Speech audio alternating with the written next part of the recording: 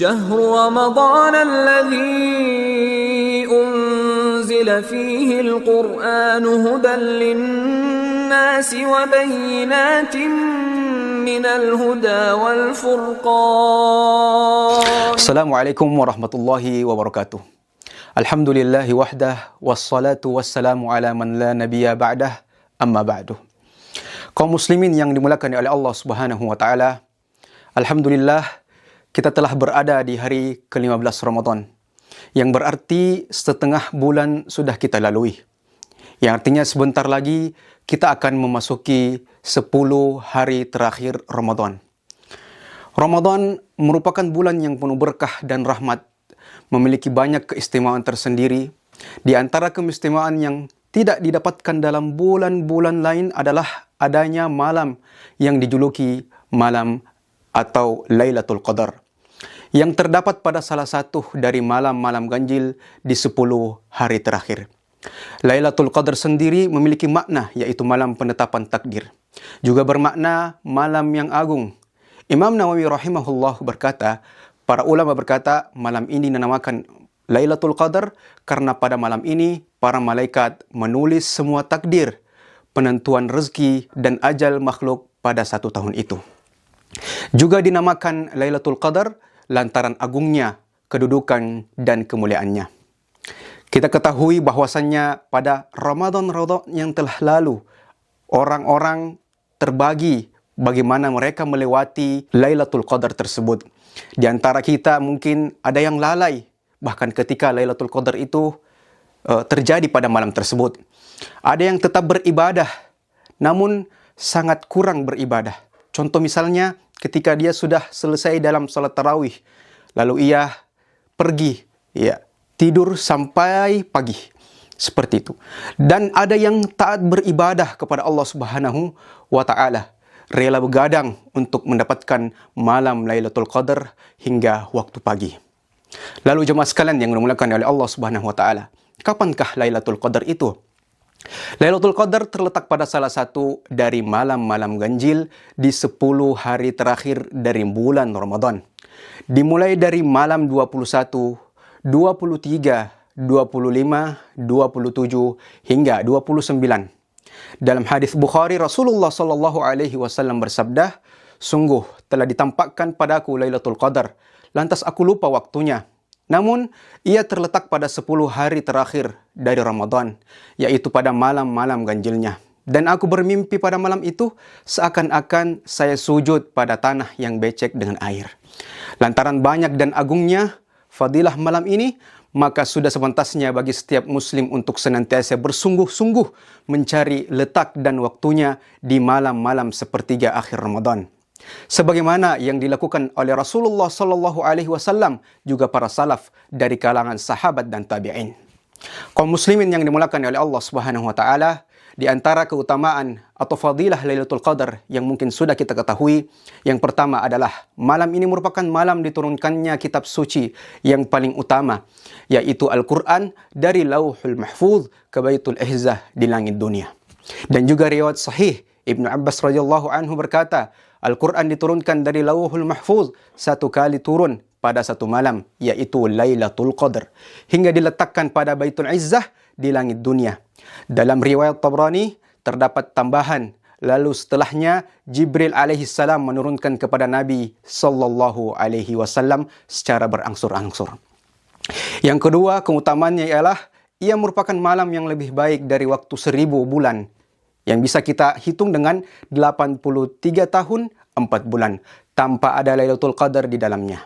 Dan amalan ibadah di dalamnya juga lebih baik daripada amalan sunnah dalam rentang waktu 1000 bulan tersebut. Sebagaimana dalam ayat yang artinya Lailatul Qadar lebih baik dari 1000 bulan. Sebab itu merupakan sunnah muakkadah untuk memperbanyak ibadah, salat, doa, zikir, sedekah dan ibadah-ibadah lainnya di dalamnya.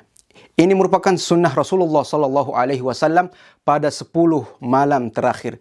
Termasuk di dalamnya Lailatul Qadar, dalam hadis disebutkan adalah Rasulullah sallallahu alaihi wasallam apabila telah tiba 10 hari terakhir Ramadan, beliau mengencangkan tali pinggangnya, meningkatkan kesungguhan ibadah, menghidupkan malam-malamnya dengan ibadah dan membangunkan keluarganya untuk lebih banyak beribadah. Barang siapa yang beribadah salat pada Lailatul Qadar karena iman dan mengharapkan pahala, niscaya diampuni dosanya yang telah lalu. Hendaknya juga kita memperbanyak doa, karena selain malam ini merupakan waktu yang mustajab untuk berdoa. Juga merupakan malam penetapan takdir. Aisyah radhiyallahu taala anha pernah bertanya kepada Rasulullah sallallahu alaihi wasallam, "Wahai Rasulullah, bagaimana menurutmu kalau aku mendapati malam Lailatul Qadar? Doa apa yang harus aku panjatkan wahai Rasulullah?" Lalu Rasulullah sallallahu alaihi wasallam memberikan kabar kepada Aisyah, "Berdoalah, Allahumma innaka afuwun tuhibbul afwa fa'fu anni."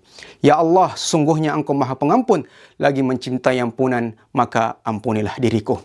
Yang ketiga, keutamaannya adalah pada malam ini semua takdir Allah berupa rezeki, ajal dan lain-lain pada 1 tahun yang akan datang ditetapkan oleh Allah Ta'ala dan dituliskan oleh para malaikat. Allah berfirman yang artinya pada malam itu dijelaskan segala urusan yang penuh hikmah. Dan yang keempat adalah barang siapa yang diberikan anugerah untuk memperbanyak ibadah di dalamnya, maka ia telah diberikan keberkahan dan rahmat yang turun pada malam itu. Juga diberikan pahala yang besar sebagaimana yang disebutkan dalam hadis. Barang siapa yang beribadah salat pada Lailatul Qadar karena iman dan mengharapkan pahala, niscaya diampuni dosanya yang telah lalu.